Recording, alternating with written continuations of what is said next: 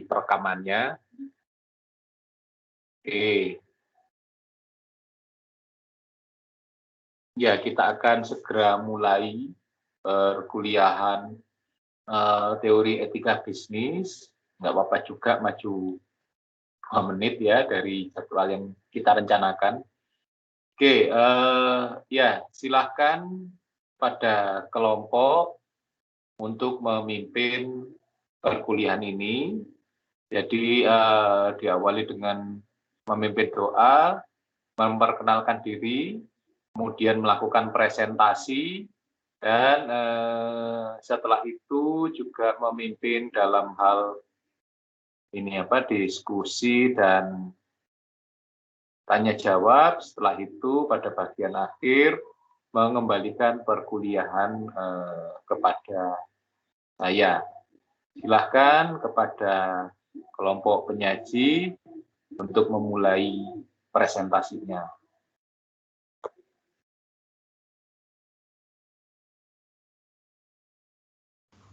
Oke, sebelum kita memulai kelas pada hari ini, alangkah baiknya kita berdoa menurut agama dan kepercayaan masing-masing. Berdoa dipersilakan.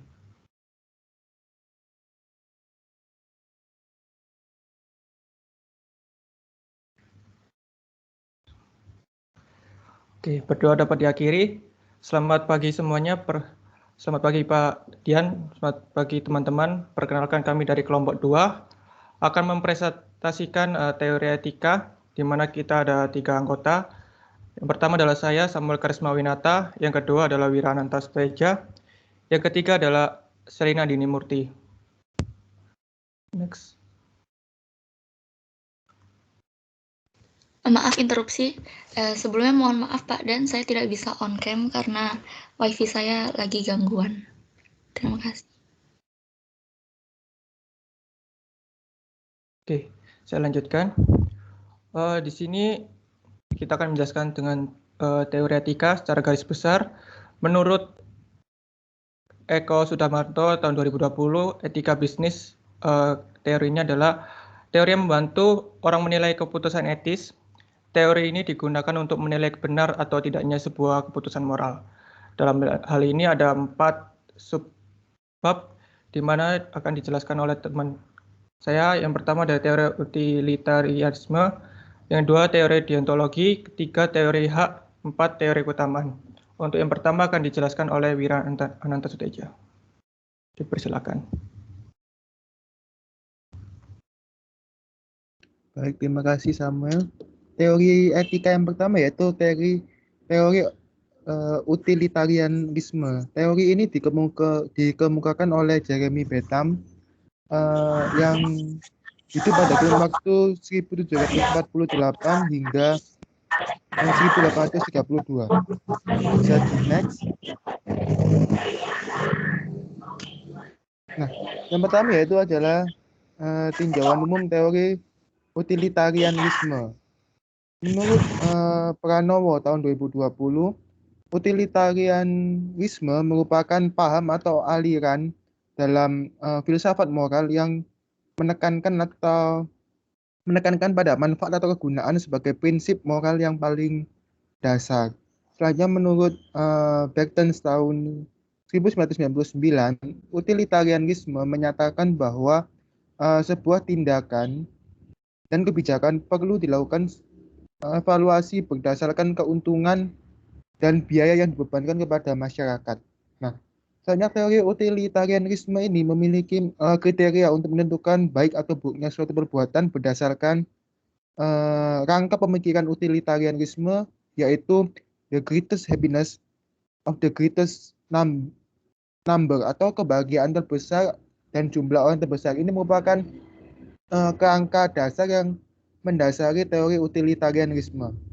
Sebenarnya teori utilitarianisme sangat menekankan pada pentingnya konsekuensi dalam menilai hak atau menilai baik atau buruknya suatu perbuatan atau tindakan. Selanjutnya, suatu perbuatan dinilai baik apabila mengakibatkan manfaat yang sangat besar atau baik bagi masyarakat. Suatu perbuatan dinilai buruk apabila mengakibatkan lebih banyak kerugian daripada manfaat bagi masyarakat. Bisa di next. Nah, saya adalah sifat-sifat teori utilitarianisme. Menurut Pranowo 2020, sifat-sifat teori utilitarianisme dapat dibagi menjadi 4. Yang pertama yaitu kritis, rasional, teleologis, dan universal. Di mana kritis dan rasional ini merupakan satu kesatuan yang tidak dapat dipisahkan, memiliki arti bahwa teori utilitarianisme ini tidak dapat begitu saja menerima sesuatu hal yang terjadi. Jadi berdasarkan alasan yang logis, mendalam, dan dapat dipertanggungjawabkan. Jadi suatu kebijakan atau tindakan itu harus disertai dengan alasan yang logis, mendalam, dan dapat dipertanggungjawabkan untuk menilai baik dan buruknya. Selanjutnya adalah teleologis, yaitu memiliki arti bahwa berkaitan dengan tujuan yang ingin dicapai. Menurut teori utilitarianisme, suatu tindakan dikatakan baik atau buruk secara moral dengan dikaitkan dengan tujuan yang ingin dicapai.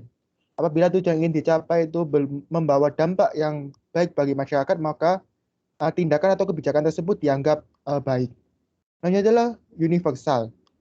Teori utilitarianisme menekankan pada kepentingan masyarakat atau kepentingan publik dan bukannya kepentingan pribadi atau individual. Bisa di next. Nah, selanjutnya adalah prinsip teori utilitarianisme. Prinsip teori utilitarianisme yaitu suatu tindakan dianggap benar dari sudut pandang etis jika jumlah total utilitas atau manfaat yang dihasilkan dari tindakan tersebut lebih besar dari jumlah utilitas yang dapat dihasilkan oleh tindakan lain yang dapat dilakukan. Jadi, misalnya ada beberapa pilihan tindakan. Nah, tindakan yang paling membawa manfaat paling besar bagi masyarakat itulah tindakan yang dianggap baik daripada tindakan-tindakan lainnya yang memiliki manfaat kurang dari tindakan yang paling baik. Nah, prinsip utilitarianisme ini dapat diimplementasikan. Seseorang dapat mengukur dan menambahkan kuantitas keuntungan yang dihasilkan oleh suatu tindakan dan menguranginya dengan jumlah kerugian dari tindakan tersebut sehingga dapat menentukan tindakan mana yang menghasilkan tindakan paling besar atau biaya yang paling kecil. Bisa di next. Nah, selanjutnya macam-macam teori utilitarianisme. Teori utilitarianisme dibagi menjadi dua, yaitu utilitarianisme tindakan dan utilitarianisme peraturan. Utilitarianisme tindakan memiliki suatu pernyataan, yaitu bertindaklah sedemikian rupa sehingga setiap tindakan tersebut menghasilkan akibat-akibat baik yang lebih besar di dunia daripada akibat buruknya.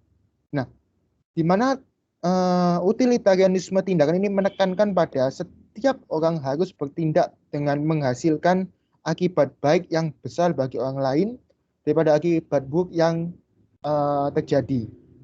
Selanjutnya utilitarianisme peraturan, di mana pernyataan yang mendasari utilitarianisme peraturan adalah bertindaklah selalu sesuai dengan kaidah-kaidah yang penerapannya menghasilkan akibat baik yang lebih besar di dunia daripada akibat buruknya. Nah, di mana utilitarianisme peraturan ini menekankan bahwa suatu tindakan dikategorikan baik atau buruk berdasarkan peraturan umum atau aturan moral yang berlaku di masyarakat. Atau dengan kata lain, tindakan seseorang itu dianggap baik apabila tidak melanggar peraturan yang ada di masyarakat. Bisa di next. Nah, di sini adalah kelebihan dan kekurangan dari teori utilitarianisme. Menurut Bertrand tahun 1999, kelebihan teori utilitarianisme ada 4, yaitu yang pertama dapat memberikan sumbangsi ketika membahas kebijakan atau barang-barang publik, di mana ini sangat penting sekali ketika pemerintah ingin mengadakan suatu kebijakan yang berguna bagi banyak orang, tentunya harus mempertimbangkan seberapa besar manfaat tersebut bagi publik. Yang kedua adalah sejalan dengan kriteria intuitif yang digunakan oleh orang-orang dalam membahas perilaku atau tindakan moral untuk mengkategorikan baik atau buruknya suatu tindakan. Yang ketiga adalah dapat menjelaskan alasan orang menganggap jenis-jenis aktivitas tertentu secara moral dianggap salah, sementara yang lain dianggap benar. Ini sejalan dengan prinsip utilitarianisme yang telah saya jelaskan sebelumnya. Yang keempat adalah sesuai dengan nilai efisiensi, di mana teori utilitarianisme ini menekankan pada efisiensi di masyarakat, di mana suatu tindakan harus seefisien mungkin dan membawa dampak yang baik atau manfaat yang besar bagi masyarakat. Selanjutnya ada kekurangan teori utilitarianisme. Ini diungkapkan oleh Weruin tahun 2019. Ada 4 juga. Yang pertama, utilitarianisme mengasumsikan bahwa kebahagiaan, utilitas, kesenangan, sakit, dan penderitaan dapat diukur. Yang kedua, berkaitan dengan distribusi dan intensitas kebahagiaan. Teori utilitarianisme mengabaikan prinsip lain seperti keadilan atau kesetaraan dalam penerapannya. Yang ketiga, ruang lingkup tentang pengukuran lainnya dalam teori utilitarianisme yang belum maksimal. Dan yang keempat, utilitarianisme mengabaikan motivasi dan berfokus hanya pada konsekuensi. Jadi, misalnya seseorang melakukan suatu tindakan, konsekuensinya sama, tetapi motivasinya berbeda. Nah, teori utilitarianisme tidak melihat motivasinya, tapi melihat konsekuensi yang ditimbulkan dari perbuatan tersebut. Bisa di next.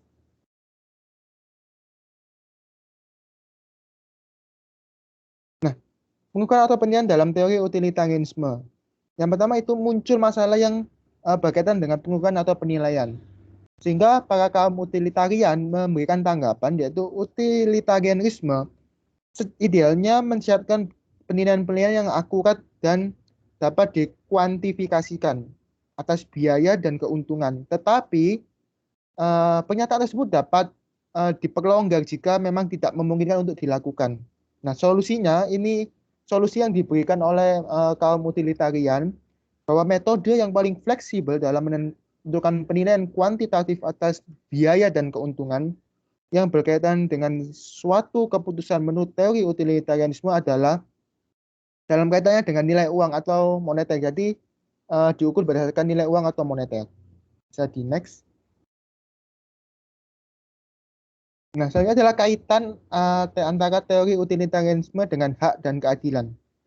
Nah, jadi muncul permasalahan yang berkaitan dengan hak dan keadilan, di mana yang tadi salah satu kelemahan dari teori utilitarianisme yaitu mengabaikan atau tidak memandang masalah hak dan keadilan.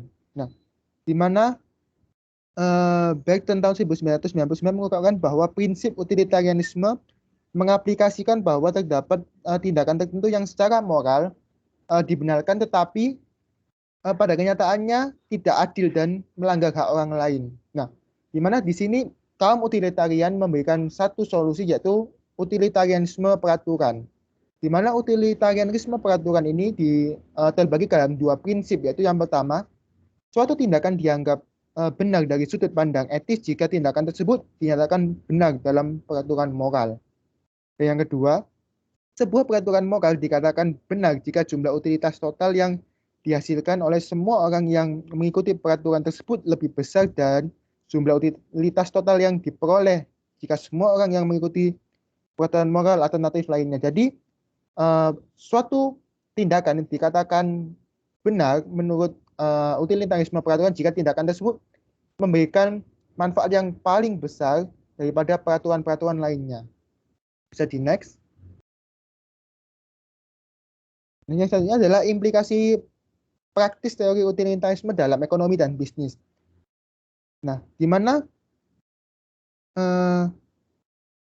teori utilitarisme sangat cocok dengan pemikiran ekonomis karena teori tersebut cukup dekat dengan cost benefit analysis.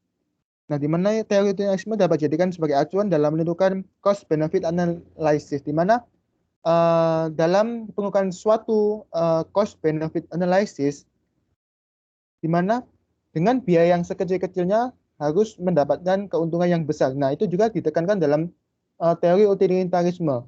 Biaya mana yang paling kecil di masyarakat dan merasakan manfaat yang paling besar di masyarakat, nah itulah yang dipilih. Nah, suatu tindakan atau keputusan atau tindakan bisnis dianggap baik atau buruk, berguna atau tidak, melalui penilaian berdasarkan dampak atau konsekuensi dari kebijakan, keputusan atau tindakan tersebut. Ini menurut Brooks and Dunn dalam Weruin tahun 2019. Jadi suatu keputusan bisnis itu dapat mengacu pada teori utilitarianisme, di mana suatu pimpinan bisnis atau pelaku bisnis dapat menggunakan teori ini ketika memutuskan suatu keputusan atau kebijakan yang menyangkut kepentingan banyak orang, sehingga menghasilkan manfaat yang besar. Bisa di next. Selanjutnya akan dijelaskan oleh teman saya Samuel Karisma Winata.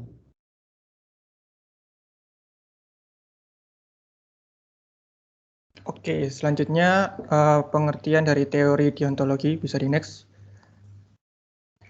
Jadi jika utilitarisme mengatakan moralitas perbuatan pada konsekuensinya, maka deontologi melepaskan sama sekali moralitas dari konsekuensinya perbuatan.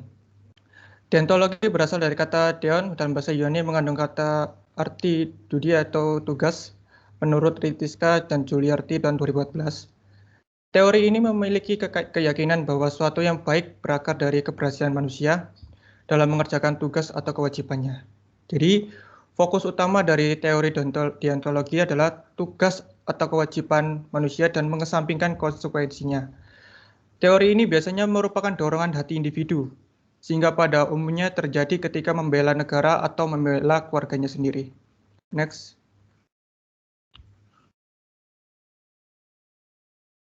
Teori deontologi membuat orang yang beragama berpegang pada teori ini, karena orang yang beragama melakukan suatu hal yang atau perbuatan yang baik dan buruk harus sesuai dengan apa yang diperintahkan agama tersebut.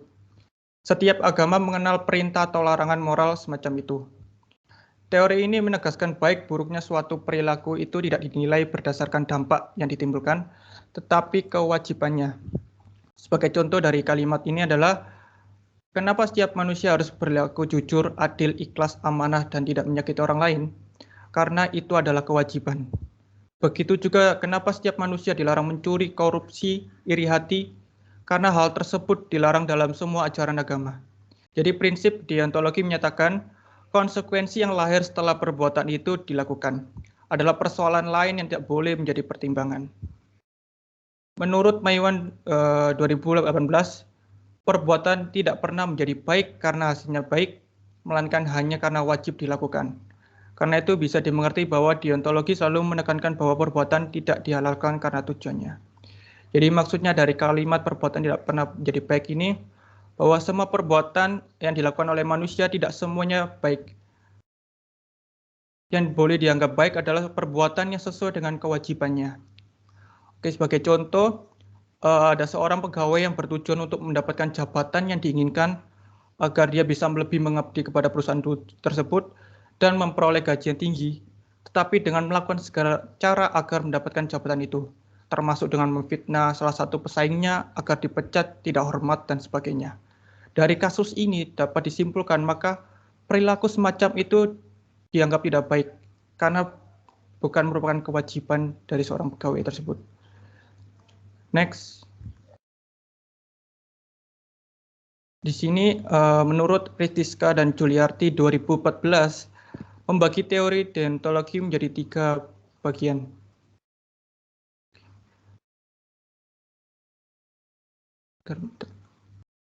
Oke. Yang pertama adalah rasional monisme, yang kedua tradisional deontologi, yang ketiga adalah intuitionistic pluralis.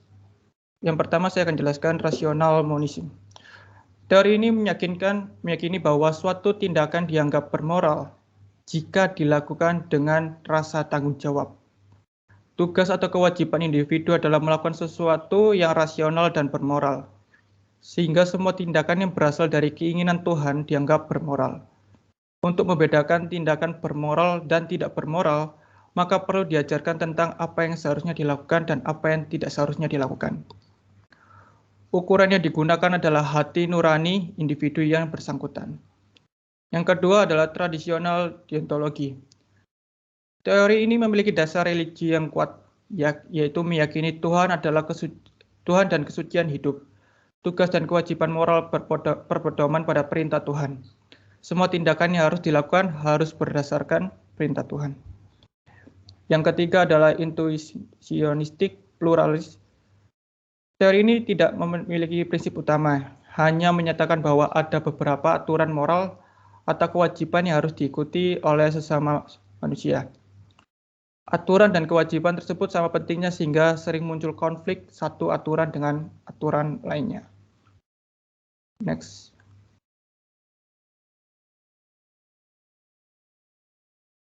Ada penerapan etika deontologi dalam bisnis.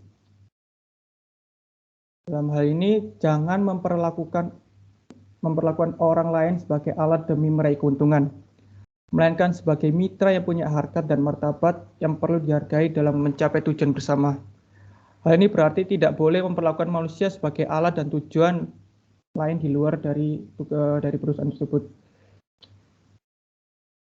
Dari contoh ini seperti ada seorang manajer yang jika menganut prinsip deontologi, maka manajer tersebut akan menilai apakah keputusan dan tindakannya sesuai dengan hak-hak dasar serta hak istimewa individu dan kelompok.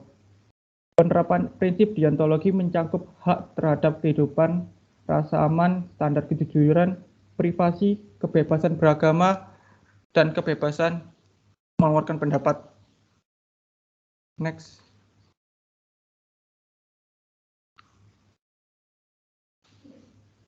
Suatu tindakan bisnis akan dinilai baik dalam etika deontologi, bukan karena tindakan itu mendatangkan akibat baik bagi pelakunya, melainkan karena tindakan itu sejalan dengan kewajiban si pelaku. Misalnya dari kalimat ini adalah memberikan pelayanan yang baik kepada semua konsumen, mengembalikan utang sesuai dengan kesepakatan, menawarkan barang dan jasa dengan mutu sebanding dengan harga, dan sebagainya. Next. Menurut Pahlavi 2019, ada 3 prinsip yang harus dipenuhi dalam teori deontologi. Yang pertama, agar tindakan memiliki nilai moral, maka tindakan tersebut harus dijalankan berdasarkan dari kewajiban. Yang kedua, tindakan yang memiliki nilai moral tidak tergantung pada tercapainya tujuan dari tindakan tersebut, tetapi bergantung pada kemauan yang baik yang mendorong individu untuk melakukan tindakan itu. Bila tujuan dari tindakan tersebut tidak tercapai, maka tindakan tersebut dapat dinilai baik. Yang ketiga adalah konsekuensi dari kedua prinsip di atas, maka kewajiban adalah hal yang mutlak dilakukan dengan berdasarkan sikap hormat dan hukum moral. Untuk teori hak akan dijelaskan oleh Selina.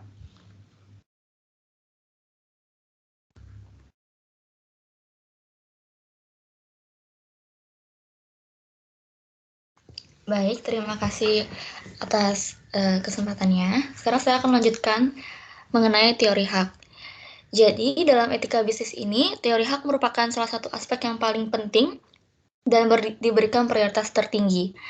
Menurut Gardiner 2003, teori hak ini merupakan bagian terpenting dalam etika bisnis. Memahami teori hak sebagai salah satu prinsip inti dalam posisi etika yang dianggap penting dalam pemahaman praktik bisnis moral.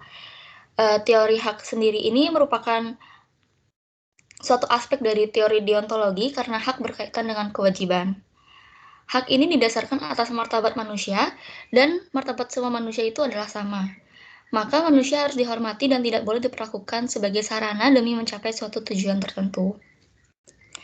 Teori hak juga berfungsi berdasarkan posisi keadilan dan hak yang menganggap kepemimpinan moral sebagai yang memerlukan perlakuan yang adil dan penghormatan terhadap hak-hak individu.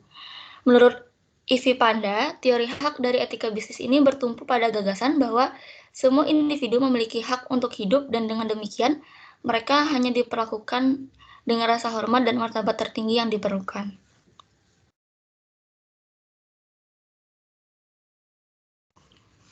Nah, ternyata banyak dalam bisnis percaya bahwa hak asasi manusia ini merupakan urusan pemerintah, bukan bisnis. Jadi tanggung jawab bisnis untuk hak asasi manusia ini merupakan topik yang marginal di antara pelaku bisnis yang peduli dengan etika bisnis. Menurut Cambridge University Press 2006, akibat atribusi tanggung jawab hak asasi manusia untuk bisnis menghadapi kepercayaan ini memiliki banyak tantangan dan hambatan.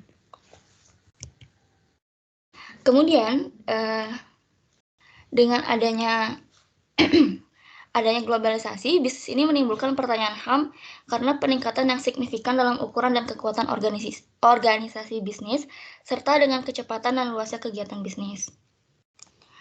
Lalu melihat kasus tersebut, para ahli etika bisnis mulai bersuara menyampaikan pengetahuan mereka terkait pernyataan HAM yang dipermasalahkan. Ahli etika bisnis memberikan tanggapan melalui dua cara. Yang pertama, para ahli etika bisnis mencoba merumuskan istilah-istilah umum seperti menawarkan format umum, kerangka kerja, perbedaan konseptual, dan pedoman kepada bisnis, sehingga pelaku bisnis dapat mengenali dan mengatasi tantangan hak asasi manusia. Yang kedua, ahli etika bisnis telah berusaha menjawab 3 pertanyaan yang diajukan. Yang pertama, apa yang dimaksud dengan hak asasi manusia?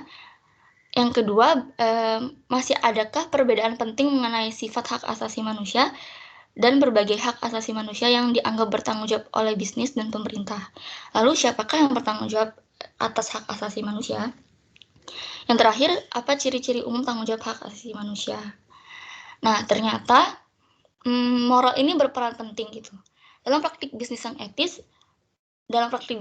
yaitu pendekatan etika hak. Ciula 2004 mengasumsikan bahwa karena orang hampir tidak dapat meramalkan akibat dari tindakan mereka, penilaian moral harus memerlukan penerapan prinsip-prinsip moral yang tepat dan bukan pada kemungkinan hasil. Moral pada individu memainkan peranan penting dan individu harus secara mandiri menggunakan perilaku etis tersebut dalam mencapai tujuan mereka tanpa merugikan orang lain. Posisi ini juga turun ke praktik bisnis yang etis, yaitu pendekatan etika hak.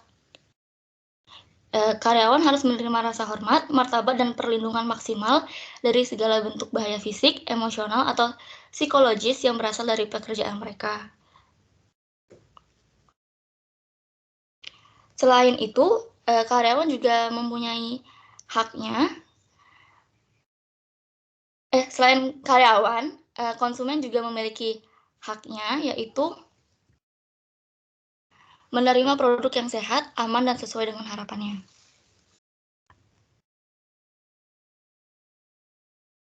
Selanjutnya, hak asasi manusia. Menurut Kant, hak asasi manusia itu ada hak kewajiban dan kewajiban-kewajiban moral tertentu yang dimiliki oleh semua manusia. Lalu menurut Lucky 2002, hak asasi adalah hak yang diberikan Tuhan kepada manusia, mencakup persamaan dan kebebasan yang sempurna, serta hak untuk mempertahankan hidup dan harta benda yang dimilikinya.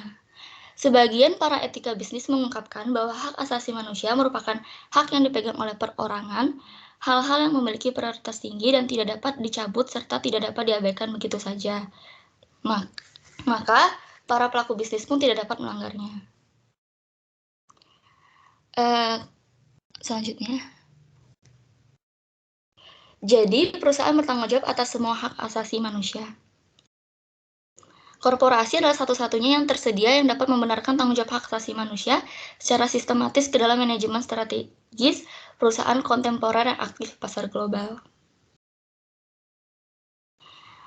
Perusahaan juga bertanggung jawab atas rasa hormat, perlindungan, dan pemulihan. Jadi semua bisnis itu harus memiliki kewajiban untuk menghormati semua hak asasi manusia. Selanjutnya, hak dibedakan menjadi 2, yaitu hak negatif dan positif.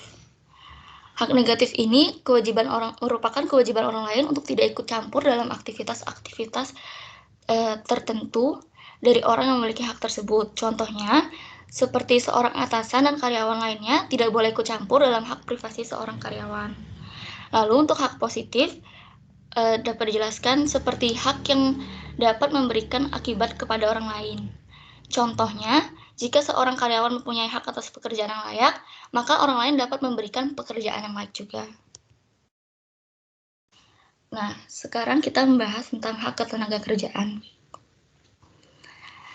Berdasarkan ketentuan pasal 1 ayat 3 Undang-Undang Nomor 13 Tahun 2003 tentang ketenaga kerjaan, pekerjaan atau buruh merupakan setiap orang yang bekerja dengan menerima upah atau imbalan dalam bentuk lain.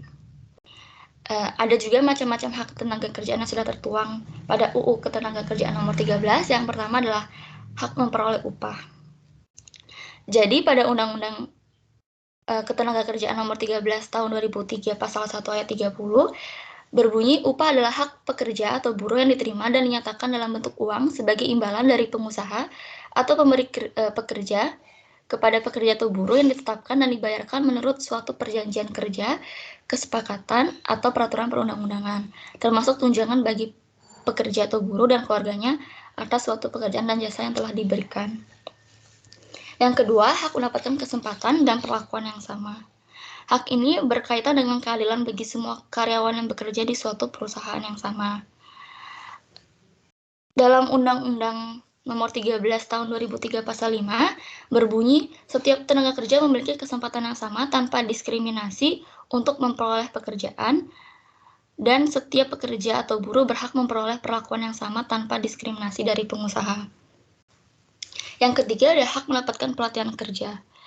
Karyawan memiliki hak untuk menambah dan meningkatkan pengetahuan dengan mendapatkan pelatihan kerja yang telah tertuang dalam Undang-Undang Ketenagakerjaan Nomor 13 Tahun 2003 Pasal 11 yang berbunyi, setiap tenaga kerja berhak untuk memperoleh dan atau meningkatkan mengembangkan kompetensi kerja sesuai dengan bakat, minat, dan kemampuannya melalui pelatihan kerja. Yang keempat, ada hak penempatan tenaga kerja.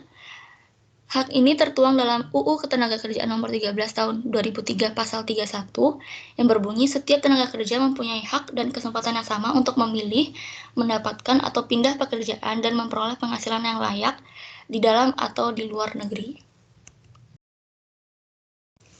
Selanjutnya ada hak memiliki waktu kerja yang sesuai.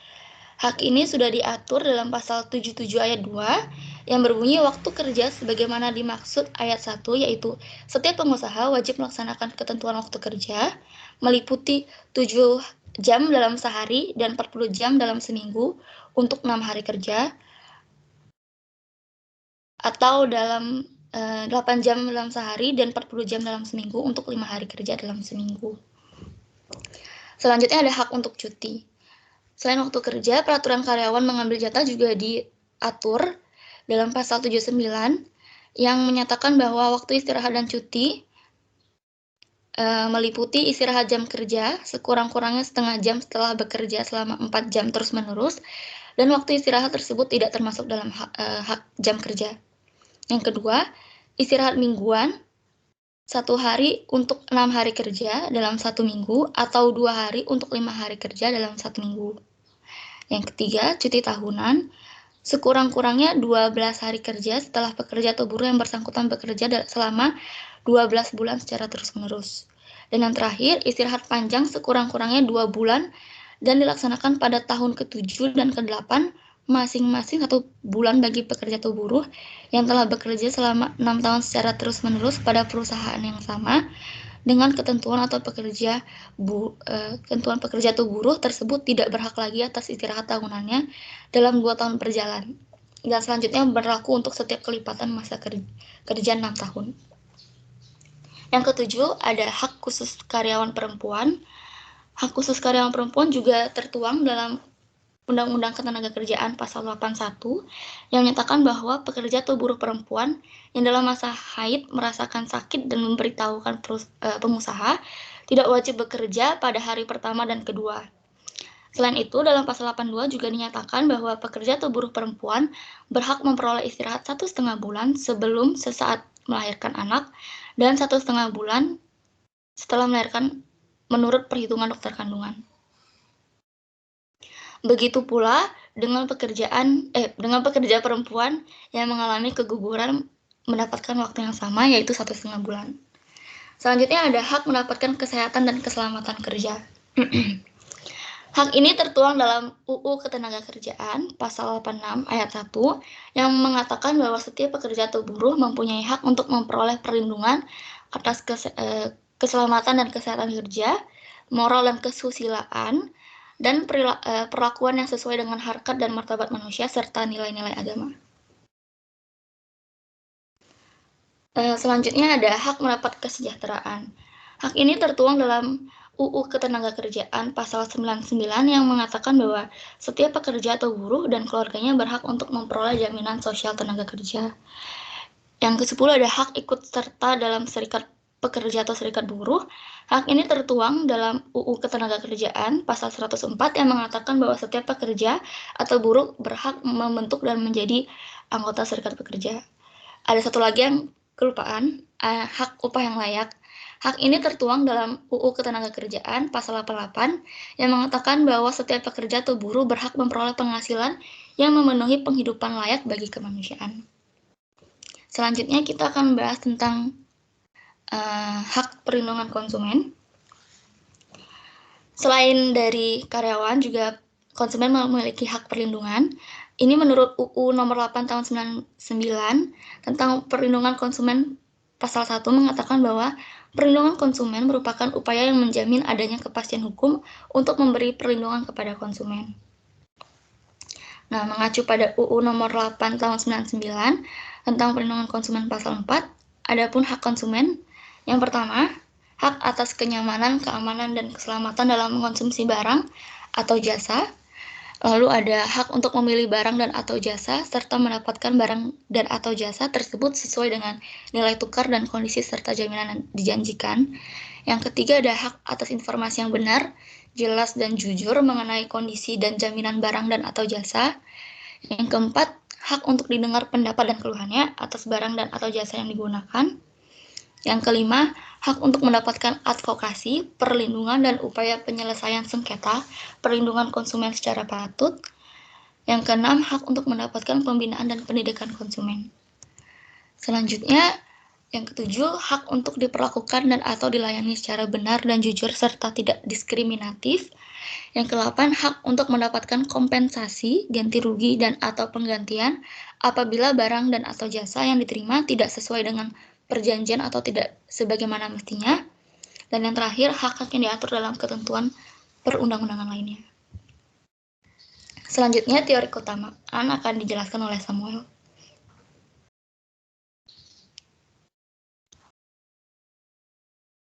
Oke, selanjutnya ada teori keutamaan.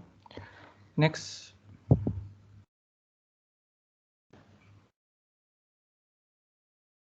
Next.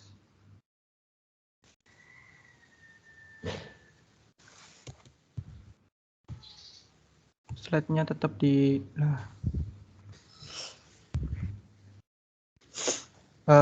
pengertian teori keutamaan. Dalam teori-teori sebelumnya yang dijelaskan oleh teman-teman saya, baik buruknya perilaku manusia ditekankan berdasarkan suatu prinsip atau norma.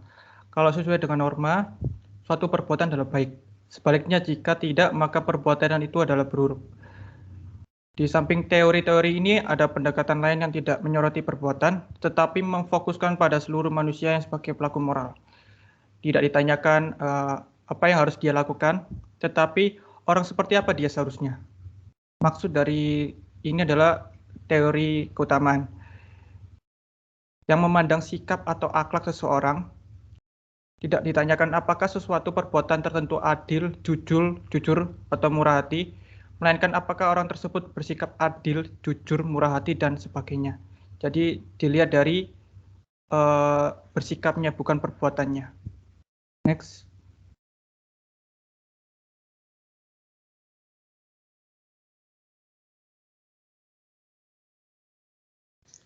Apa sudah berubah slide-nya? Masih pengertian. Bentar.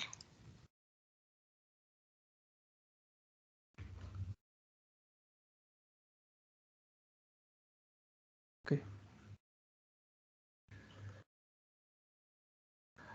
Saya lanjutkan. Teori keutamaan sekarang untuk sebagian besar menghidupkan kembali pemikiran Aristoteles. Sebagian orang menerjemahkan kata virtu sebagai kebijakan atau kesalehan. Tetapi dalam terjemahan bahasa Indonesia, yang lebih baik adalah keutamaan. Karena terjemahan itulah paling dekat dengan kata arete yang dipakai Aristoteles dan seluruh tradisi filsafat Yunani. Next.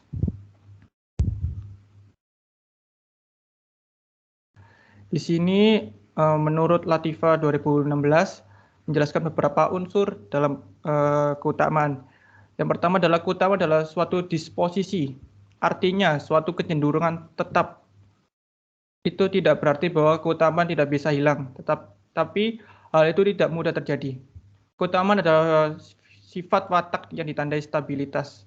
Keutamaan adalah sifat baik yang mendarah daging pada seseorang, tetapi bukan sembarang sifat baik adalah keutamaan juga.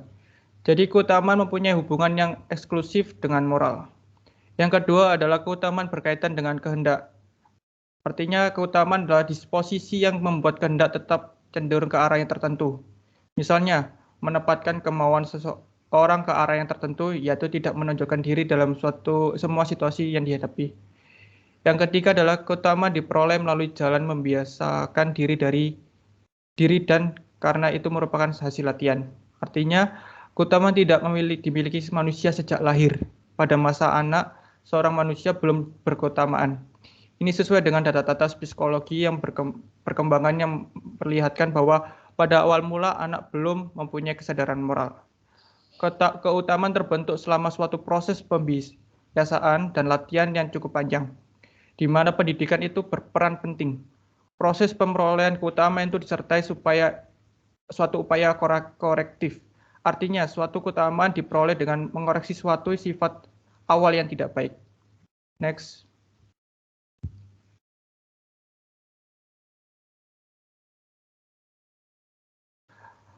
Keutamaan tidak boleh dibatasi pada taraf pribadi saja, tetapi selalu harus ditempatkan dalam suatu konteks komuniter. Hal ini sudah digarisbawahi dengan tekanan besar dalam pemikiran moral Aristoteles. Menurut pemikiran Yunani ini, hidup etis hanya mungkin dalam polis, dalam negara kota Yunani waktu itu. Manusia adalah makhluk politik, dalam arti tersebut bahwa manusia tidak bisa dilepaskan dari polis atau komunitasnya. Oleh karena itu, bagi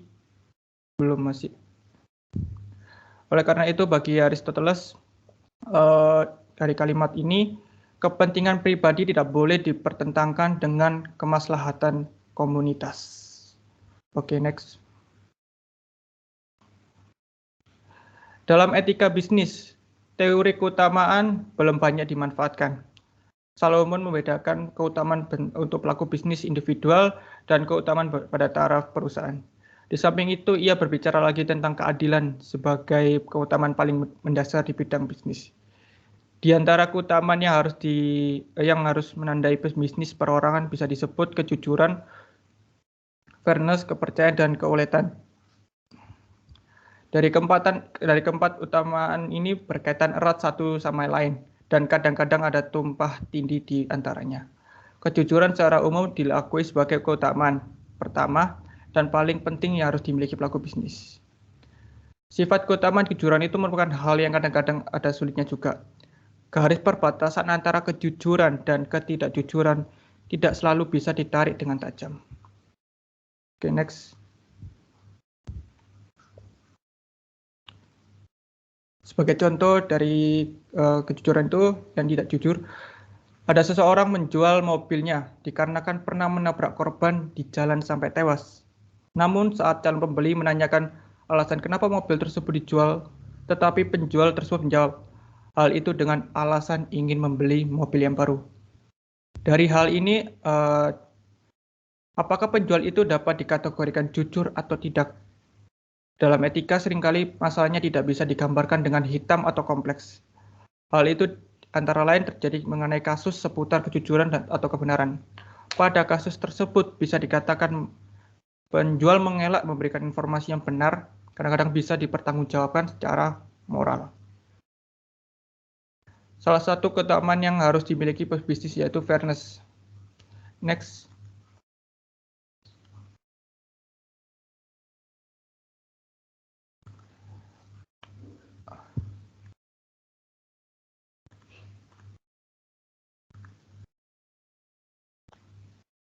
Fairness di sini adalah kesediaan untuk memberikan apa yang wajar kepada semua orang, dan dengan wajar di sini dimaksudkan apa yang bisa disetujui oleh semua pihak yang terlibat dalam suatu transaksi. Insider trading adalah contoh mengenai cara berbisnis yang tidak fair. Dengan insider trading, pebisnis menjual atau membeli saham berdasarkan informasi dari dalam yang tidak tersedia bagi umum. Jadi hanya orang-orang tertentu saja yang bisa membeli saham perusahaan tersebut, dan hanya orang-orang tertentu saja yang bisa mendapatkan informasi dari perusahaan tersebut. Oke, next.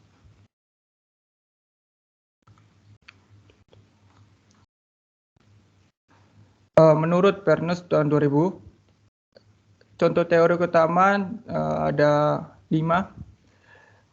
Yang pertama adalah kebijaksanaan. Seseorang pemimpin harus memiliki sifat kebijaksanaan dalam segala urusan. Yang kedua adalah keadilan. Mampu bersifat adil dalam menentukan pilihan. Yang ketiga adalah kerendahan hati. Membuat seseorang tidak menonjolkan diri sekalipun situasi mengizinkan. Yang keempat adalah suka bekerja keras. Mau terus berjuang dalam bekerja sehingga pada akhirnya dapat menikmati hasil jeripaya yang baik. Dan terakhir yang kelima adalah hidup yang baik. Tidak pernah melakukan hal-hal yang merugikan sekitarnya. Dapat menikmati hidup dengan tenang, nyaman, dan damai. Next. Sudut studi kasus dan pembahasan yang pertama akan dijelaskan oleh Wira. Next.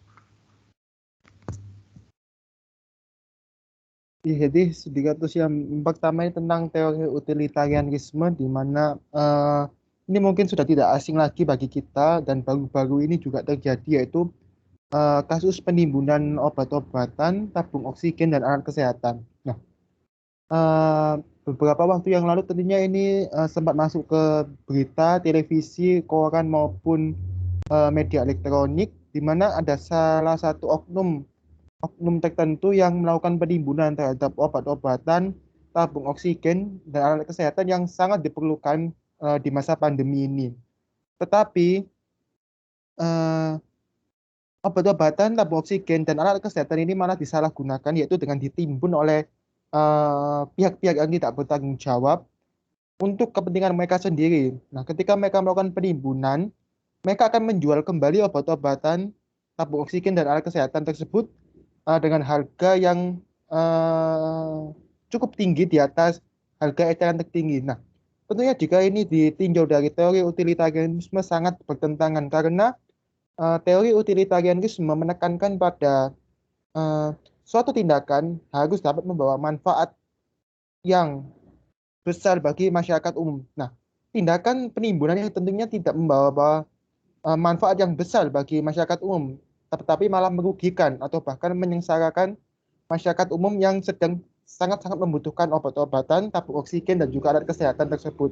Nah, tentunya ini mencerminkan bahwa para pelaku hanya mementingkan kepentingan mereka sendiri, kepentingan personal daripada kepentingan publik, sehingga menurut teori utilitarianisme ini sungguh tidak dibenarkan. Bisa di next.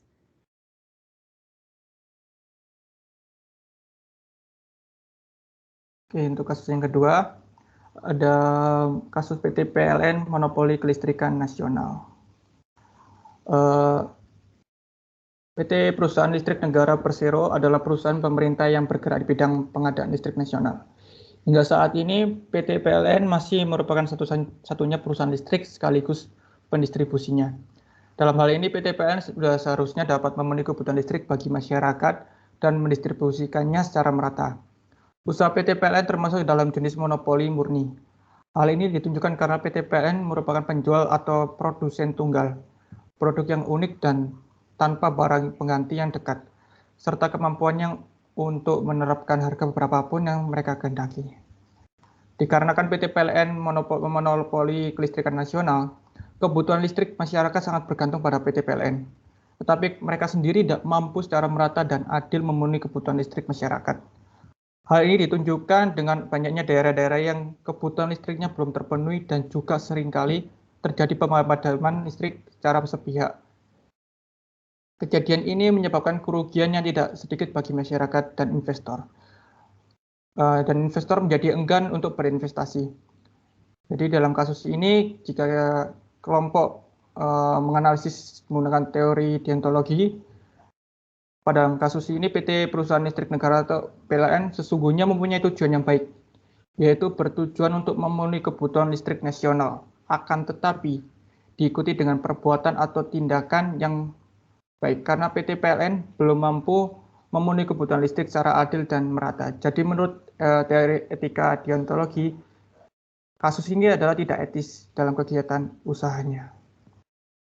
Oke, next. Akan dijelaskan oleh Selina. Baik, saya akan menjelaskan tentang kasus PT Alpen Food Industry yang mempekerjakan buruh perempuan hamil dan sulit mendapatkan cuti. Jadi PT AVI ini merupakan perusahaan lisensi dari Singapura yang menjual es krim berlabel IC. Nah, jadi dilansir dari kompas.com mengatakan bahwa ratusan pekerja PT AVI di Bekasi menggelar aksi mogok kerja setelah merasa hak-hak mereka dilanggar perusahaan. Para pekerja yang tergabung dalam Serikat Gerakan Buruh Bumi Indonesia PT AVI menuntut 22 hal tentang masalah aturan kerja hingga pemberangusan serikat pekerja di perusahaan pembuat es krim ice tersebut. Salah satunya buruh perempuan hamil dipekerjakan pada malam hari dan masih dikenakan shift. Lalu juga pekerja perempuan hamil masih diberikan target produksi seperti biasa dan tidak mendapatkan keringanan, sehingga menyebabkan banyak banget buruh perempuan yang keguguran gitu. Terus juga yang lain, buruh perempuan itu tidak bisa cuti haid gitu. Maka penjelasannya, PT AVI ini telah melanggar hak khusus perempuan yang dijabarkan tidak ada cuti bagi perempuan yang hamil. Tindakan ini tentunya melanggar hak khusus perempuan yang sebagaimana sudah diatur dalam UU Ketenagakerjaan Nomor 13 Tahun 2003, Pasal 82 Ayat 2, dalam aturan tertulis jika buruh perempuan sebelum melahirkan dan keguguran seharusnya mendapatkan libur selama 1,5 bulan. Terus tidak ada cuti bagi perempuan haid. Perusahaan ini telah melanggar Pasal 81 UU Ketenagakerjaan Nomor 13 Ayat 1 dan 2. Lalu juga tidak menjamin hak perlindungan kerja buruh. Tentang perusahaan tidak menjamin hak perlindungan kerja, kesehatan, keselamatan, dan moral, serta kesusilaan.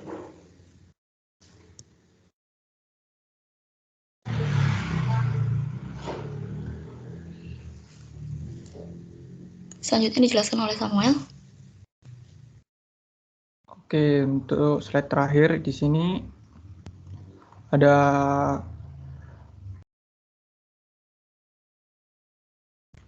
bahwa tanggal 1 Januari 2012 pada pukul 3 pagi di Jalan Raya Medion telah terjadi kecelakaan yang melibatkan bus sumber kencono dengan nomor polisi W7727 UY dengan sepeda motor. Diketahui supir bus melaju dengan kecepatan yang tinggi. Kecelakaan bus sumber kencono menyebabkan kerugian material dan diketahui penyebabnya adalah akibat sopir bus yang kurang hati-hati. Jika kita analisis dengan teori keutamaan, maka dari kasus ini adalah tidak etis karena mencerminkan suatu ketidakadilan di mana sopir hanya mementingkan sampai ke tujuan tanpa memperhatikan kondisi jalan dan keselamatan para penumpang. Oke, untuk slide terakhir. Sekian dari presentasi dari kelompok 2. Jika ada pertanyaan bisa diajukan.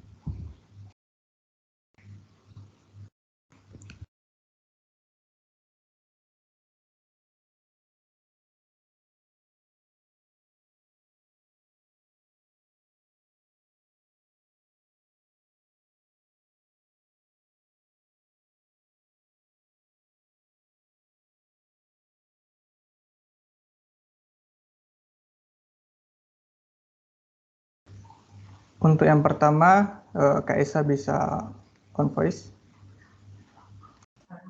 Baik, selamat pagi. Apa suara saya terdengar? Iya. Ya.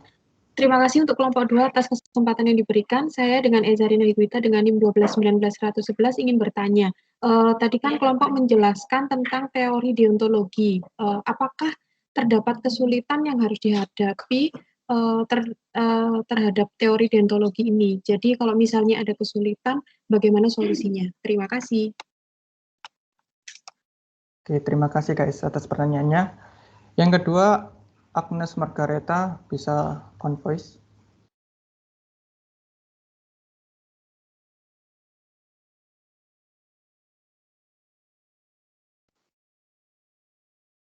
Iya, terima kasih untuk kesempatannya. Saya Agnes Monica dengan NIM 1219001 izin bertanya.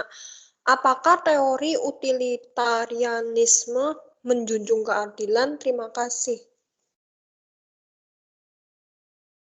Oke, terima kasih Agnes. Yang terakhir untuk sesi pertama ini adalah Isabella. Bisa untuk on voice. Terima kasih atas kesempatan yang diberikan. Saya Isabella dengan NIM 12-19-132. Saya ingin bertanya kepada kelompok mengenai bagaimana contoh penerapan teori utilitarianisme di dalam menjalankan suatu perusahaan. Terima kasih. Oke, terima kasih. Kami akan berdiskusi terlebih dahulu.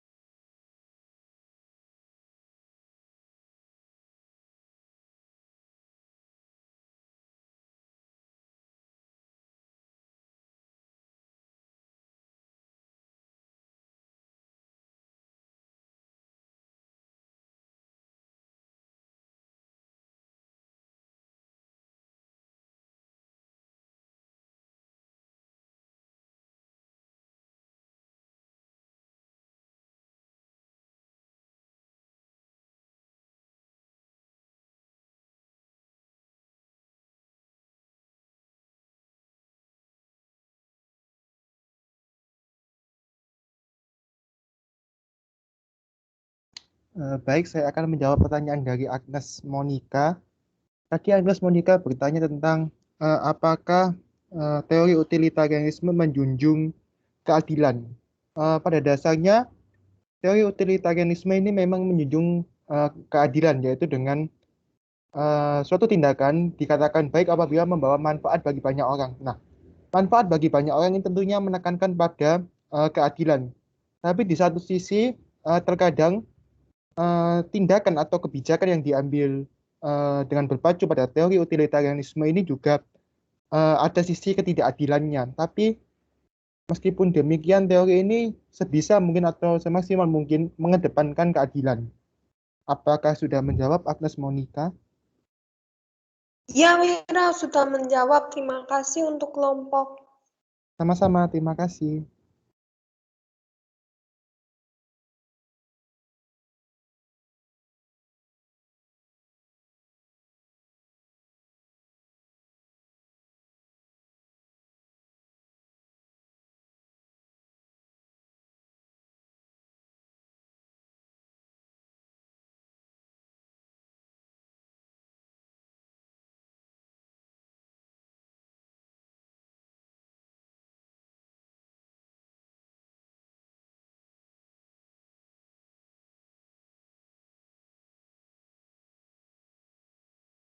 Oke, saya akan mencoba menjawab pertanyaan dari Kak Eza.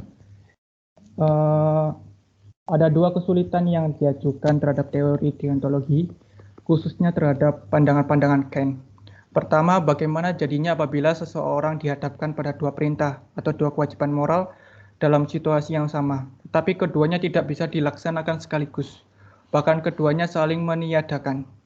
Untuk memecahkan kesulitan pertama ini, Kant memberi dua hukum moral sebagai perintah tak bersyarat yang sekaligus dapat menjawab persoalan tersebut di atas. Hukum moral pertama menurut Kant berbunyi, bertindaklah hanya berdasarkan perintah yang kamu sendiri kehendaki. Akan menjadi sebuah hukum universal. Kedua, Kant juga mengajukan perintah tak bersyarat lainnya, bertindaklah sedemikian rupa sehingga manusia selalu memperlakukan manusia entah dalam dirimu sendiri atau pada orang lain. Itu kayak jawabannya. Apakah bisa diterima? Jadi ini ya bertindaknya sesuai dengan perintah yang sesuai dengan keinginan dirinya sendiri. Seperti itu ya, Sam? Iya, tapi berdasarkan dengan kewajibannya juga. Oh, oke. Terima kasih. Sama-sama, Kaisa.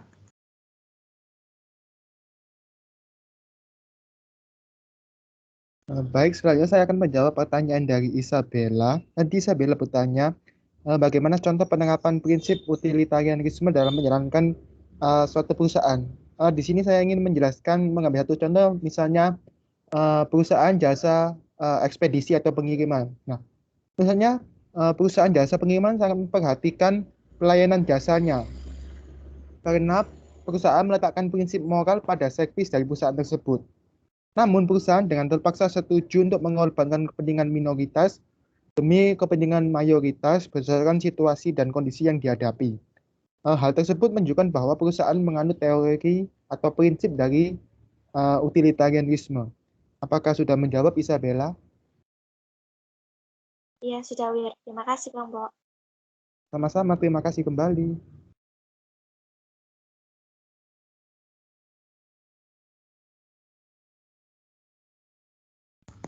Selanjutnya kita buka sesi 2 di mana ada 3 penanya.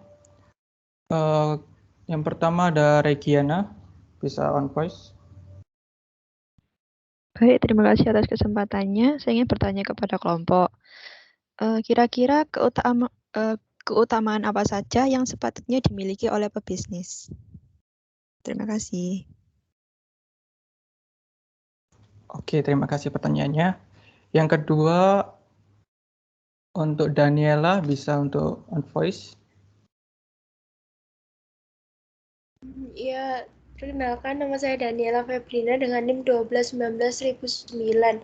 Saya ingin bertanya, jika perusahaan bertanggung jawab atas semua hak asasi manusia, benarkah perusahaan bertanggung jawab juga atas kesalahan pekerjanya? Terima kasih. Ya, terima kasih juga. Untuk yang terakhir, ada Arum, bisa on voice. Terima kasih kelompok. Nama saya Paulina Arum dengan 12118 mau bertanya. Ini kan kelompok setelah dijelaskan secara luas tentang teori etika deontologi. Pertanyaan saya, jelaskan secara inti dari teori etika deontologi dan apakah arti dari imperatif kategoris. Terima kasih. Terima kasih atas pertanyaannya. Kelompok akan berdiskusi terlebih dahulu.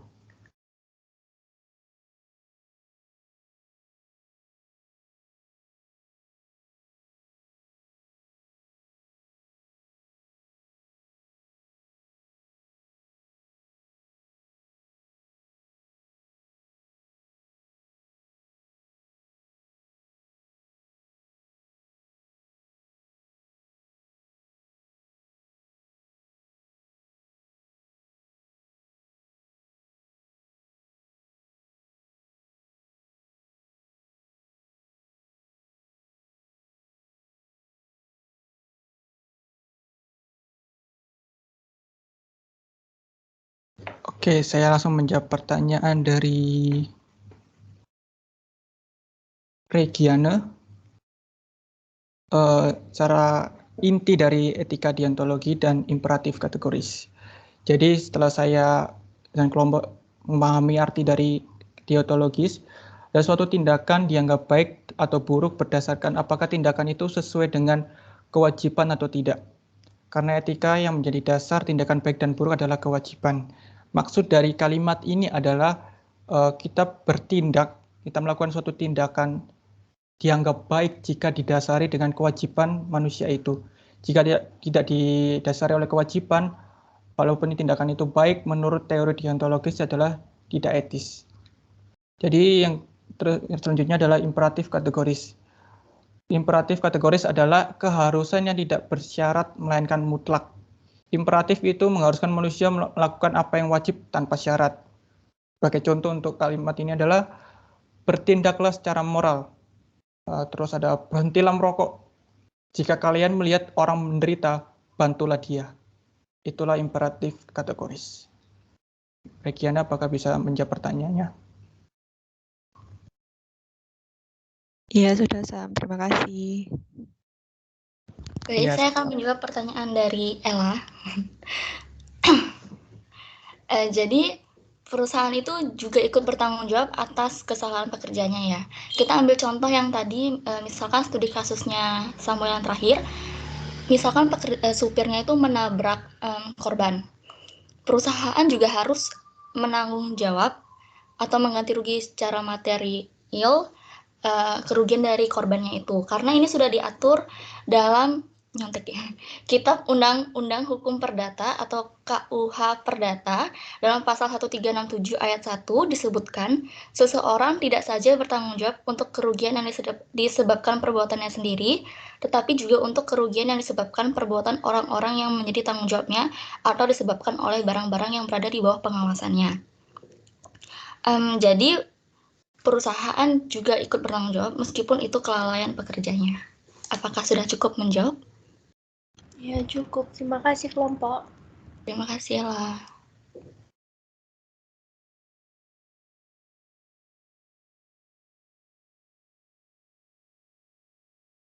Untuk yang terakhir, tadi saya menjawab pertanyaan dari Arum, ada kesalahan tadi.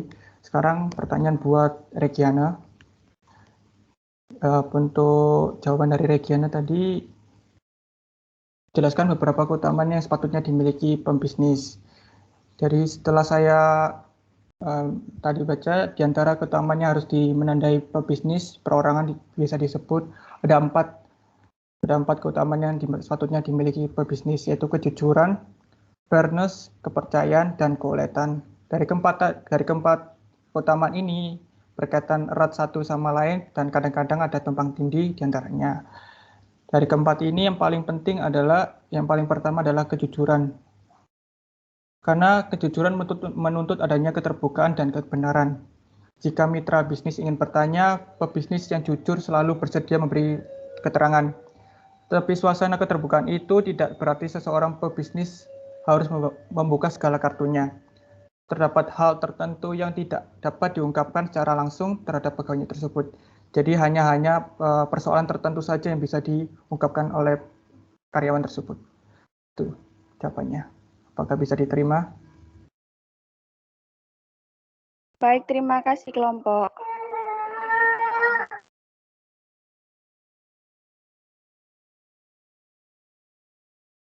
Untuk sesi yang terakhir, kita akan membuka 4 penanya.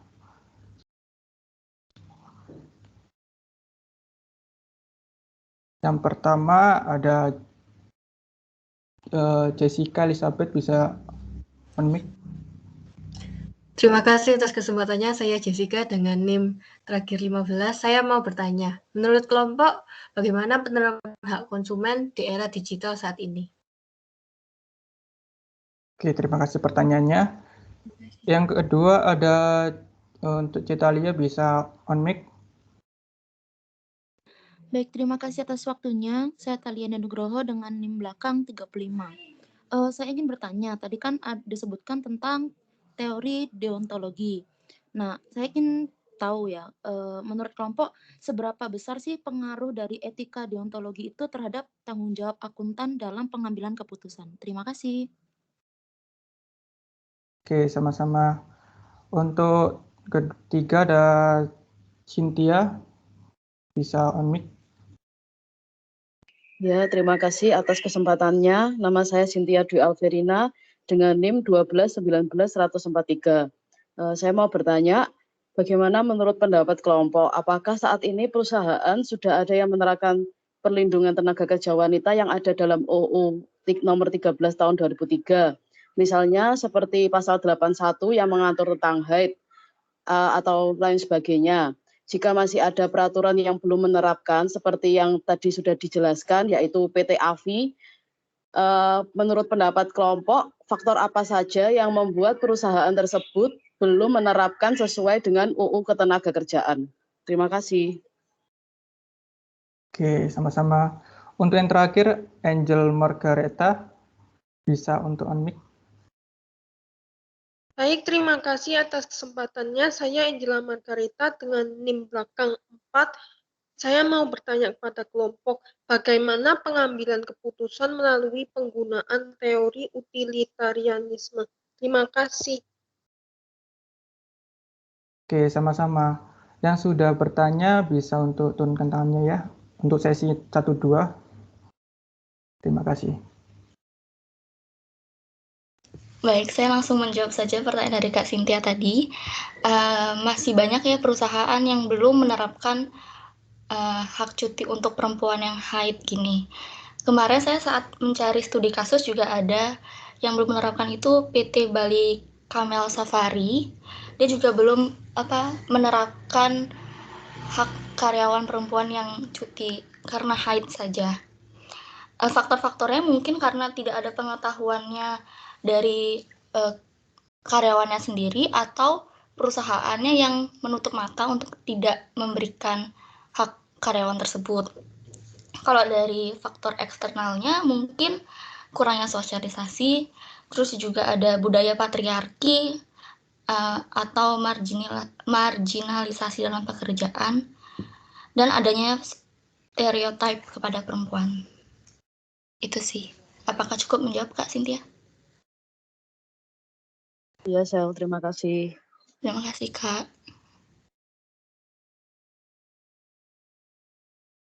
Baik, selanjutnya saya akan menjawab pertanyaan dari Angela Margareta.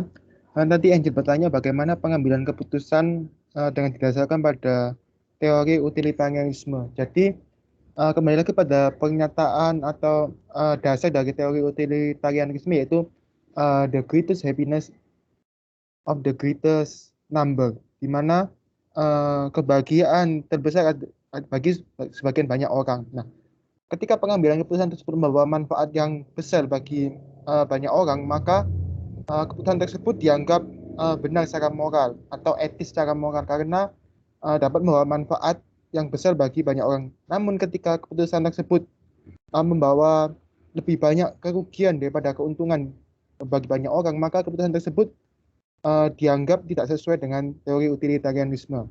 Bagaimana Angela Margareta, apakah sudah menjawab? Sudah menjawab, Mira. Terima kasih, kelompok. Sama-sama, terima kasih kembali. Baik, saya akan mencoba menjawab pertanyaan dari Jessica. Menurut saya, penerapan hak konsumen di era digital ini masih cukup mengkhawatirkan ya, karena misalkan saya ambil contoh, sekarang lagi zamannya vintage atau pinjaman online gitu kan. Nah, misalkan kalau kita pinjam di pinjaman online dan telat bayar tuh pasti semua kontak yang ada di peminjam itu diteror gitu. Dan itu kan sudah melanggar hak konsumen, data-data pribadinya sudah diambil secara paksa gitu kan. Jadi masih belum diterapkan ya untuk hak konsumen di era digital saat ini. Apakah cukup menjawab, Jessica? Iya, baik. Terima kasih. Terima kasih. Oke, yang terakhir saya akan menjawab dari pertanyaan Cetalia. Tadi pertanyaannya, seberapa besar pengaruh dari etika deontologi terhadap tanggung jawab akuntan dalam mengambil keputusan? Jadi seberapa besar itu besar karena pengertian dari deontologi adalah kewajiban, tindakan yang baik adalah didasari oleh kewajiban. Sebagai anak akuntansi atau sebagai orang akuntan, kewajiban seorang akuntan adalah memberikan informasi yang benar-benar terjadi pada saat itu. Itulah kewajiban seorang anak akuntansi. Jadi untuk pengaruhnya terhadap tanggung jawab besar akuntansi itu sangat besar terhadap teori deontologi karena harus menyampaikan informasi yang benar-benar realistis dan tidak boleh disalahgunakan seperti itu. Apakah Cetalia bisa menerima jawabannya? Baik, sudah. Terima kasih. Oke, sama-sama. Untuk sesi terakhir ini bisa kita akhiri. Untuk selanjutnya saya akan kembalikan ke Pak Dan. Dari kami, terima kasih.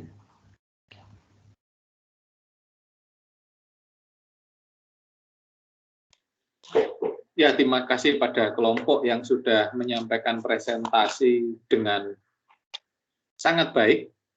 Jadi dari apa yang katakanlah dari makalahnya, terus kemudian materi presentasi, sampai kemudian diskusi, ini semuanya dilakukan dengan bukan hanya baik ya, kategorinya bagi saya sangat baik. Ya, selamat ya sudah melakukan pekerjaannya dan tugasnya dengan baik. Tentu saja ini kaitannya dengan kuis besarnya 1 sampai 4 baik. Tapi ini sebenarnya juga dilema ya. karena kemudian berarti memberikan beban yang berat kepada kawan-kawan selanjutnya untuk melakukan presentasi lebih baik, baik dari makalah maupun materinya, materi presentasinya, sampai kemudian diskusinya. Jadi memberi tugas beban, memberi beban yang lebih berat kepada kawan-kawannya. Ya istilahnya itu raise the bar gitu, menaikkan kalau orang seperti lompat tinggi atau lompat gala itu lebih tinggi lagi nih sudah. Nah, jadi itu yang ya, jadi senang saya kalau kemudian ada kelompok menyajikan dengan baik. Artinya bahwa kemudian itu membuka kesempatan untuk kawan-kawannya mempresentasikannya lebih baik juga. Nah, tapi ada beberapa masukan saya khususnya untuk kelompok ini dari kalau diskusinya sangat baik, lancar, cepat, terus kemudian jawabannya juga tepat, contoh-contohnya juga baik, tapi ada yang akhirnya kok ada yang masih kurang ya dari presentasinya. Ini saya urut dari atas saja ya. Katakanlah untuk kata pengantar. Kata pengantar itu setelah katakanlah depan puji syukur kami panjatkan kehadirat Tuhan yang Maha Kuasa dan sebagainya. Itu kemudian ada ucapan terima kasih. Nah, ucapan terima kasihnya itu kok nggak ada gitu ya. Jadi kata pengantar itu pasti ada ucapan terima kasih. Nah, ucapan terima kasihnya itu urut. Jadi kalau di kampus ini urut, mulai dari rektor, dekan, kaprodi. Kalau saya dosen pengampunya itu nomor 4. Jadi ya katakanlah ini kaidah kaidah ini ya di pendidikan tinggi. Jadi dari rektor, dekan, kaprodi, baru dosennya, orang tua penulis, baru ke kawan-kawan sekelas dan ke yang lain-lain kalau dibutuhkan. Nah, biasanya kalau saya yang lain-lain ini bukan hanya kawan-kawan sekelas, kawan-kawan yang lain yang mendukung, dan biasanya kepada dalam tanda petik idola saya gitu ya. Bahkan di skripsi saya juga gitu dulu. Skripsi saya waktu itu masih di era tahun 90-an gitu ya, 90-an menjelang pertengahan. Jadi saya itu thanks to Maldini dan kemudian Ruud Gullit ya, karena saat itu saya sangat suka dengan tim AC Milan. Kemudian saat kemudian tesis saya juga gitu. Terima kasih kepada siapa yang menginspirasi saya gitu ya. Saat itu di era yang lain gitu ya. Terima kasih kepada Barcelona dan La Masia ya, dia kayak gitu. Jadi orang itu loh ini gimana nak ini ya. Bahkan kelasnya skripsi, kelasnya tesis saja kok nulis enaknya, tapi nggak apa-apa itu kan memang inspirasi saya datangnya dari sana. Ya, materi setelah itu di materi ini ada beberapa kesalahan yang mendasar. Jadi katakanlah dalam penulisan terutama kaitannya dengan referensi. Jadi kemudian menurut dalam kurung George 2010 harusnya tetap aja menurut George dalam kurung 2010.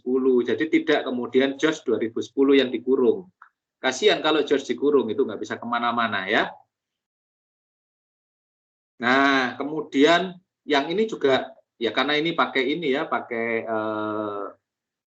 otomatis, jadi Eko Sudarmanto. Nah, kenapa kok ditulis lengkap gitu ya? Padahal sebenarnya cukup sure name-nya saja. Jadi ya cukup Sudarmanto, karena dia banyak kawan-kawannya itu dengan et al.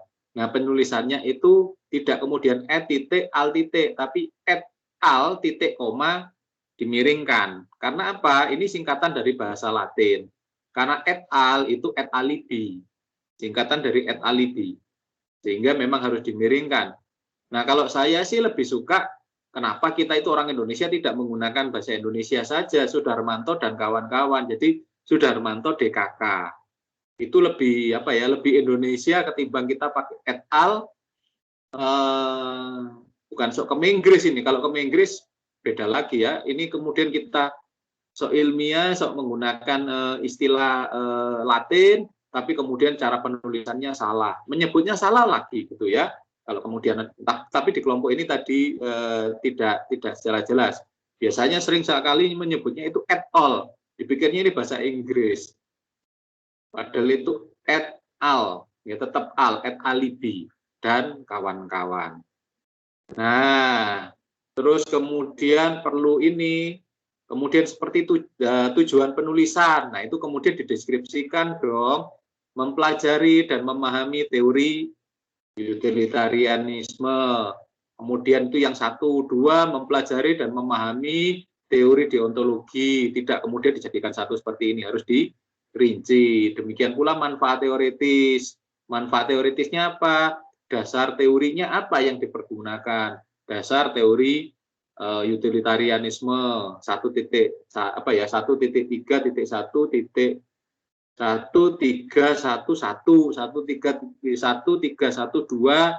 itu kemudian dasar teori yang lain. Demikian pula manfaat praktisnya ya. Ini juga pembelajaran untuk yang lain. Jangan kemudian mengulangi katakanlah kekurangan yang ada terjadi di kelompok ini, gitu ya. Harapannya yang nanti kemudian lebih baik. Nah ini kemudian ini nanti kan masih ada kesempatan bagi kelompok ini melakukan revisi di saat pengumpulan bersamaan tugas akhir, sehingga itu nanti bisa jadi apa ya? Ya belajar bersama lah, kita itu kan proses belajar bersama. Nah demikian pula nanti kemudian yang di bawahnya itu di teori utilitarianisme ini kan Jeremy Bentham ditulis lengkap ya. Kalau Jeremy Bentham dalam kurung tahun 1748 sampai 1832 itu bisa ditulis lengkap. Tapi kalau kemudian Jeremy Bentham berusaha mencari dasar, menurut Jeremy Bentham, nah itu cukup surname-nya. Jadi beda antara kemudian saat kita menceritakan dia umur, katakanlah bukan umur ya, dari masa lahir sampai masa meninggalnya, kemudian dengan referensi yang kita ambil sangat beda. Jadi harus beda antara referensi dengan isi. Demikian pula di bawahnya itu ada Jeremy Bentham dan John Stuart Mill. Di bawahnya kemudian John Stuart Mill menulis, apalagi kan kayak gitu. Jadi ya cukup aja Mill dalam kurung tahunnya berapa. Nah kemudian di bawah itu, di bawahnya masih di teori utilitarianisme ini, kalau itu satu paragraf, tapi penulisnya itu satu orang, nggak perlu ditulis Pranowo, Pranowo, Pranowo gitu ya, sampai berapa ini 4 kali dalam satu paragraf. Cukup di bagian akhir paragraf itu langsung Pranowo 2020. Atau menurut Pranowo, atau Pranowo menyatakan itu di atas sampai ke bawah. Jadi satu paragraf itu cukup satu, katakanlah kalau itu ditulis oleh satu orang, cukup ditulis satu orang referensinya. Berbeda lagi kalau kemudian katakanlah referensi ini ada 2 atau 3 orang. Nah itu bisa kemudian ditulis berbeda ya. Bawahnya lagi itu ada Velasquez, Wirwin, itu kan satu penulis ya, biar aja itu cukup satu. Kemudian di bawah lagi ada Bartens, ya itu relatif harusnya cukup satu saja, karena satu penulis. Oke, ini hal teknis yang harus kita ketahui, kita pelajari, supaya apa nanti dalam penulisan tugas akhir tidak kemudian mengurangi kesalahan yang fatal seperti ini, gitu ya. Pak, kok kayak begitu aja kan nggak penting banget Pak. Oh, jangan salah ya. Ini kan sama seperti kalau kita belajar itu, kalau kita apa ya, ada teman-teman yang di sini suka olahraga ya, suka main bola atau suka bulu tangkis, bayangin aja kalau kemudian di sepatunya itu ada kerikil gitu kan. Ini kan kecil kan, sesuatu yang ya, tapi kan kalau kemudian main bulu tangkis, main sepak bola ada kerikil di dalamnya, atau yang suka dance ada kerikil gitu aja kan nggak enak, nggak nyaman gitu ya. Sakit pun ya gitu. Katakanlah kalau bahasa Jawanya itu cantengan gitu ya, ada luka di ujung kuku sedikit aja kan nggak, jadi nggak enak. Atau kalau kemudian bahasa yang lain ya, bahasanya Master Chef kalau memasak ini ada kondimen yang kurang gitu ya, atau yang salah atau berlebihan ya. Nah ini hal ini perlu dipelajari kita bersama dalam penulisan karya ilmiah. Nah juga di bawahnya kemudian ada Berkens, itu nggak ada tahunnya. Oke, hal-hal yang itu sih. Tapi kalau di bawah-bawah bagus-bagus semua. Wah, ini Eko Sudarmanto lagi ya. Ada di bawah itu, oh ya, kan. Oh ya, tadi siapa? Samuel menceritakan memanggilnya Kens ya. Ini orang Jerman, jadi tetap aja E dibaca E, A dibaca A. Jadi ini yang menulis adalah Immanuel Kant. Hukum moral. Tidak kemudian di Inggris-Inggriskan. Tidak semua yang ada di sini bahasa Inggris. Jadi orang Jerman tetap aja A adalah A, bukan bahasa Inggris yang A itu dibacanya E ya. Jadi Immanuel Kant. Dan kemudian Immanuel Kant harusnya pakai tahun baru dalam Velázquez. Tidak kemudian Kant dalam kurung Velázquez. Kita nggak tahu. Immanuel Kant itu tulisannya ada sekitar 60-an buku. Nah, kalau kemudian hanya karya yang paling fenomenal itu ada yang namanya hukum moral. Yang salah satunya itu turunannya menjadi dasar pemakaian hak asasi.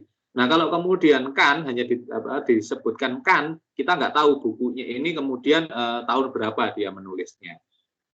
Nah, itu penting. Ditulis seperti yang lain ya, Locke dan sebagainya. Ini sudah edisi revisi semua ini. Juga di bawahnya itu ada Craig, ada Rugi, terus kemudian kan tidak dikasih tahunnya, langsung kemudian Cambridge-nya. Jadi tetap semuanya harus Craig, dalam kurun tahun berapa, dalam Cambridge University Press tahun berapa. Oke, mengenai hak dan sebagainya, penulisan undang-undangnya sangat bagus, lengkap, detail, baik itu mulai dari hak asasi manusia, hak karyawan, perlindungan konsumen, semuanya sudah ditulis cukup bagus dan dijelaskan cukup bagus oleh kelompok, juga di bukan cerita ya, bagaimana kemudian di pertanyaan-pertanyaan yang dijawab. Padahal pertanyaannya bukan pertanyaan yang gampang ini. Pertanyaan dari kawan-kawan yang di sini pertanyaan yang berat-berat di sini. Karena kemudian bagaimana prakteknya dari teori itu, kemudian seperti apa nilai-nilai. Dan saya senangnya kelompok ini tidak kemudian diskusi lama-lama. Biasanya saya itu jadi ngantuk dan kemudian jadi katakanlah tidak fokus karena kemudian nunggunya lama, nunggu jawabannya. Tapi kelompok ini sepertinya langsung sudah berbagi. Oh, kalau nanyanya deontologi itu siapa yang jawab gitu ya. Untuk jawab virtu siapa gitu ya, langsung semuanya bisa dijawab dengan cepat dan baik.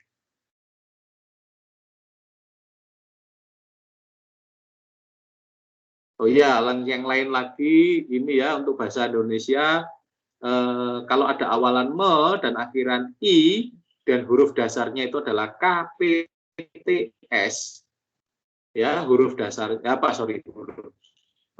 kata dasarnya itu KPTS halus seluruh, mempunyai tapi jadi ya, mempengaruhi, tidak ada yang ada itu memengaruhi, itu penting.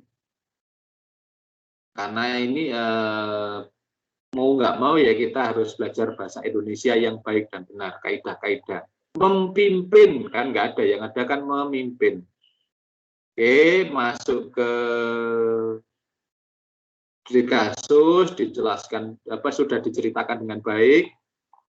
Nah, tapi sayangnya, bukan sayangnya dalam hal ini buruk ya, tapi kelompok ini dalam hal kasusnya sudah bagus tersampaikan, dalam hal membahasnya itu memang kemudian lebih bagus saat kemudian menyampaikan, tapi tidak kemudian dalam menulis. Jadi kalau kemudian di sini yang saya lihat itu di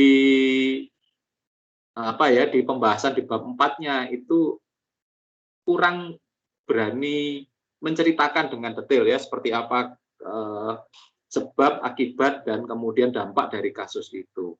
Sangat baik saat kemudian menjelaskan beberapa pertanyaan yang sifatnya praktis ya, baik dari yang kasus-kasus khusus yang ada di dalam sini ya, kasus khususnya IC, ya PT AFI itu, dan kemudian sumber kencono.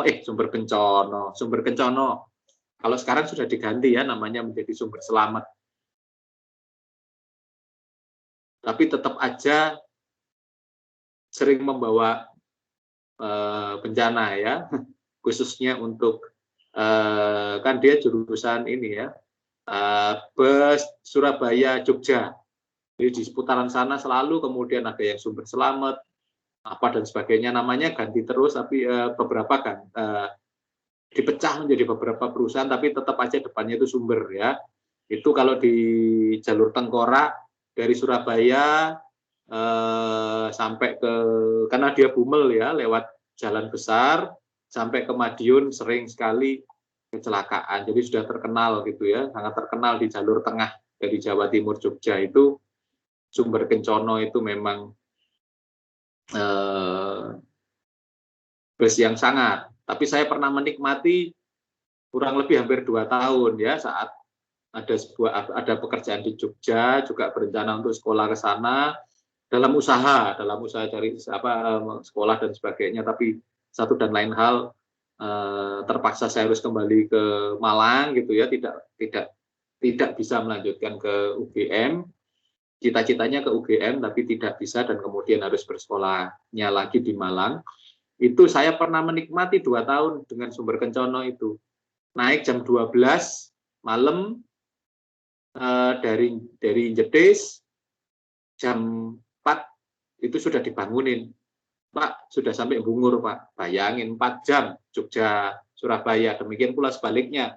Kalau dari Surabaya, saya sukanya dari Malang ini naik bus ke Bungur, ke Surabaya, itu berangkatnya jam 9 dari sini bis yang terakhir, sampai Bungur sudah jam setengah 12, ya ngopi-ngopi sebentar, terus kemudian cari bis Sumber Kencono, jam 12 naik, jam 4, bahkan sebelum jam 4, setengah 4 sudah dibangunin, mas, wis tekan Yogyo, gitu, sudah sampai Jogja, 3,5 jam sampai 4 jam. Saya nggak tahu kayak apa naiknya gitu ya, karena kemudian yang jelas kemudian naiknya itu dengan tidur.